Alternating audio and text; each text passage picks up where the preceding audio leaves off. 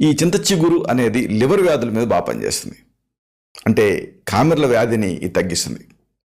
అలాగే ఎనీమియా ఉన్న సందర్భంలో రక్తం ఇంప్రూవ్ అయ్యేలా చేస్తుంది. ఇంకా చీముగడ్డలు, అలాగే కొన్ని క్యాన్సర్స్, వాత వ్యాధులు, ఆఖరికి పైల్స్ అంటే మూల వ్యాధులు, వీటిలలో మంచి ఆహార ఔషధం కింద దీన్ని తీసుకోవచ్చు. ఇంకొక ఆసక్తికరమైన విషయం ఏంటంటే, చింత చిగురు మామూలుగా మరీ చింతపండు అంత పులుపు రుచితో ఉండదు. అంటే ఉండి లేనట్టుగా ఒక చక్కటి రుచితో ఉంటుంది. అలాగే ఇది నీరసాన్ని తగ్గిస్తుంది. ఎందుకు అంటే ఇది లాలాజలాన్ని స్టిమ్యులేట్ చేస్తుంది. లాలాజలం ఎప్పుడైతే స్టిమ్యులేట్ అయిందో అప్పుడు సెలైవరీ ఎమైలేజ్ అనేటటువంటి ఒక ఎంజైము ఆహార పదార్థాలను జీర్ణం చేయడం మొదలుపెడుతుంది.